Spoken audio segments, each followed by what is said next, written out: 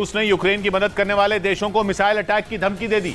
रूस के मीडिया के मुताबिक वहां के एक सांसद ने अमेरिका के अलास्का पर मिसाइल दागने की सलाह दी डाली और यह सलाह रूस के सांसद आंद्रेई गुरिल्येव ने दी।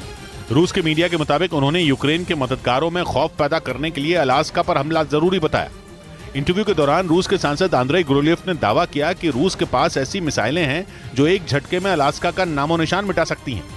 असल में अलास्का रूस के पूर्व और अमेरिका के उत्तर पश्चिम में मौजूद है और रूस से अलास्का की दूरी सिर्फ 88 किलोमीटर है। वहीं रूस के पास ऐसी घातक मिसाइल है जो पलक झपकते ही अलास्का को हिलाकर रख देगी, जिसने अमेरिका को टेंशन में डाल दिया, क्योंकि इससे पहले रूस के पूर्व राष्ट्रपति दिमित्री मेदवेदेव ने यूक्रेन को हथियार सप्लाई करने वाले देशों को अंजाम भुगतने की चेतावनी दी थी। इधर मणिपुर में दोबारा भड़की हिंसा के बाद सुरक्षा बल के जवानों ने वहां राहत और बचाव का काम तेज कर दिया।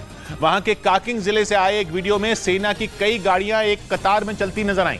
जानकारी के मुताबिक अगले 4 दिन तक गृह मंत्री अमित शाह भी मणिपुर के दौरे पर रहेंगे और वहां के हालात का जायजा लेंगे। काकिंग से आए वीडियो में सेना की कई गाड़ियां दिखाई दी, जिनके जरिए पुलिस और सेना के जवानों ने मैतेई समुदाय के करीब 2000 से ज्यादा लोगों को राहत शिविरों तक पहुंचाया।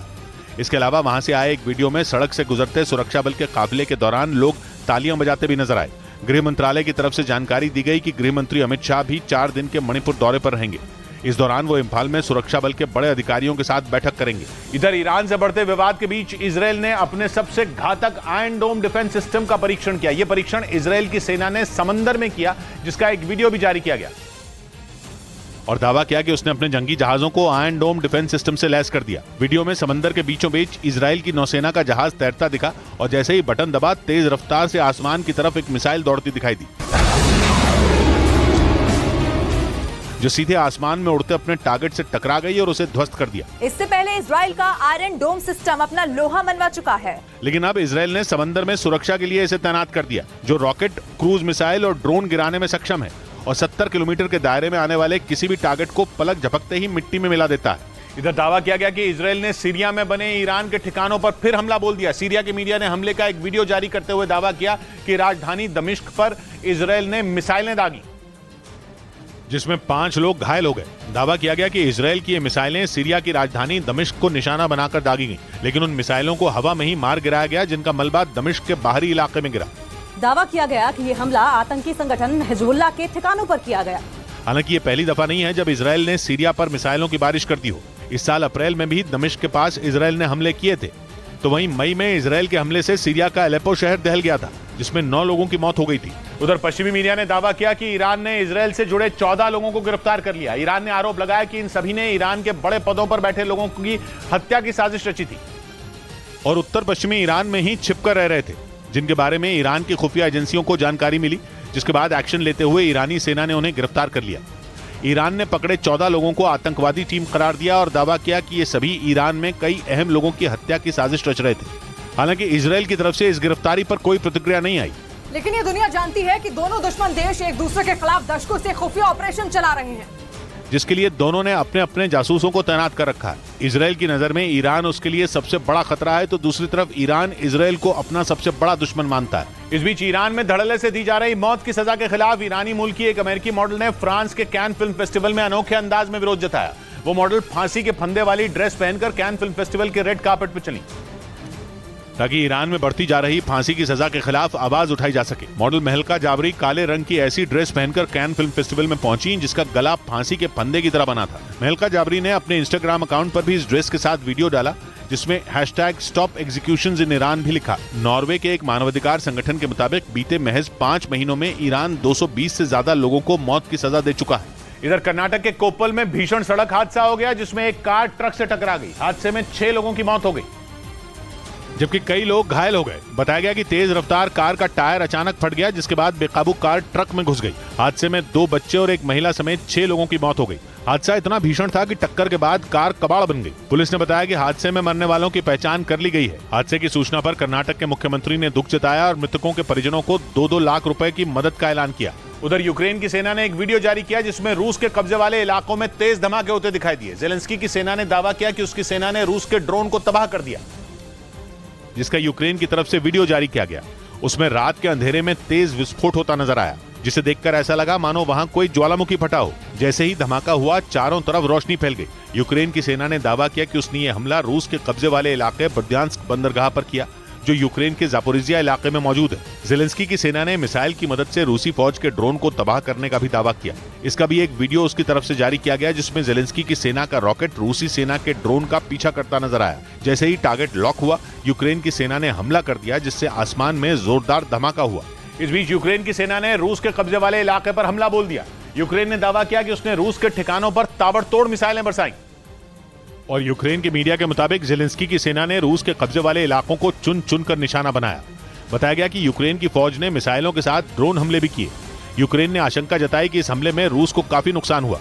हालांकि ये नहीं पता चल पाया कि हमला किस इलाके में किया गया। इससे पहले 24 मई को क्राइमिया के अलग अलग इलाकों में यूक्रेन की सेना ने ड्रोन से हमले किए थे, जिसे वक्त रहते तबाह कर दिया गया था। पिछले महीने ही जेलेंस्की की फौज ने क्राइमिया के सबसे बड़े शहर सेवास्तोपोल में मौजूद एक तेल डिपो को तबाह कर दिया था। वहीं अमेरिका में कर्ज की सीमा पर चल रहे विवाद के सुलझने का असर भारतीय शेयर बाजार पर भी दिखा। अमेरिका की अर्थव्यवस्था से जुड़ी इस खबर के बाद सेंसेक्स और निफ्टी दोनों ही हरे निशान पर कारोबार करते रहे और बॉम्बे स्टॉक एक्सचेंज का सेंसेक्स 344 अंक चढ़कर 62,846 पर बंद हुआ, जबकि निफ्टी 99 अंक चढ़कर 18,598 पर बंद हुआ। अमेरिका में लंबे वक्त से डेट सीलिंग यानी कर्ज की सीमा पर विवाद चल रहा था, जिसके सुलझने की खबर आई। अगर अमेरिका में डेट सीलिंग पर सहमति नहीं बनती तो दुनिया की सबसे बड़ी अर्थव्यवस्था का डिफॉल्टर होना तय माना जा रहा था। अमेरिका से आई इसी खबर के बाद दुनिया भर के शेयर बाजारों में खरीदारी शुरू हो गई। उधर दक्षिण कोरिया की एशियाना एयरलाइंस ने इमरजेंसी गेट के पास वाली सीट की बुकिंग बंद कर दी। कुछ रोज पहले विमान में मौजूद इमरजेंसी दरवाजा किसी यात्री ने खोल दिया था, जिसकी वजह से 12 से ज्यादा लोग घायल हो गए थे, जिसका वीडियो इंटरनेट पर खूब वायरल हुआ था। हालांकि विमान के क्रू मेंबर ने किसी तरह से इमरजेंसी दरवाजे को बंद कर दिया था, लेकिन इस हादसे के बाद एयरलाइन ने ऐसा कदम उठाया जिसने सबको हैरान कर दिया। एयरलाइन कंपनी ने फैसला कर लिया कि प्लेन के इमरजेंसी डोर के पास वाली सीट पर कोई यात्री नहीं बिठाया जाएगा, यानी उस सीट की बुकिंग ही नहीं की जाएगी। वहीं विमान के लैंडिंग के बाद आरोपी को गिरफ्तार भी कर लिया गया था। इधर महाराष्ट्र के पुणे से दिल दहला देने वाला एक वीडियो सामने आया। वहां एक तेज रफ्तार मोटरसाइकिल ने एक महिला को जोरदार टक्कर मार दी। घटना उस वक्त हुई जब वो महिला सड़क के दूसरी ओर जाने की कोशिश कर रही थी। तभी सामने से आ रही मोटरसाइकिल ने उसे टक्कर मार दी। इस घटना का जो सीसीटीवी वीडियो सामने आया, उसमें एक महिला सड़क से गुजरती नजर आई। जैसे ही वो सड़क के बीचों बीच पहुंची, सामने से आ रही तेज रफ्तार मोटरसाइकिल ने उसे टक्कर मार दी। इसके बाद जो हुआ, ब्रेक के बाद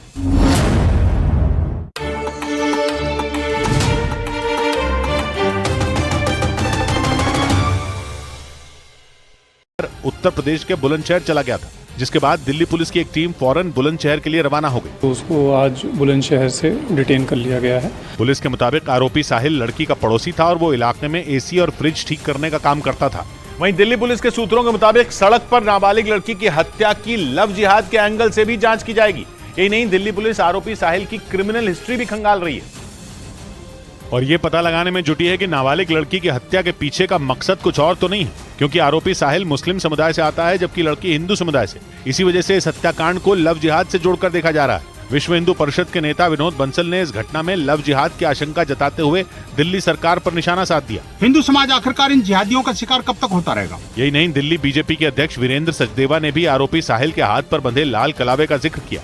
उन्होंने आरोप लगाया कि साहिल लव जिहाद गैंग का सदस्य है और उसने एक साजिश के तहत उस नाबालिग लड़की की हत्या की, क्योंकि हत्या से पहले वो नाबालिग लड़की अपने घर वालों के साथ नहीं रह रही थी, बल्कि वो पिछले कई दिन से अपनी एक दोस्त के घर पर रह रही थी। घर वालों का कहना है कि हत्या से एक रोज पहले ही उनकी उससे बात हुई थी, जिसमें उस नाबालिग लड़की ने अपनी दोस्त के बच्चे का जन्मदिन मनाने के बाद घर लौटने की बात कही थी, लेकिन उससे पहले ही आरोपी साहिल ने उसकी बेरहमी से चाकुओं से गोदकर हत्या कर दी। इंसाफ चाहिए, जो है उसको पूरी जिंदगी की सजा या तो फांसी की सजा हो।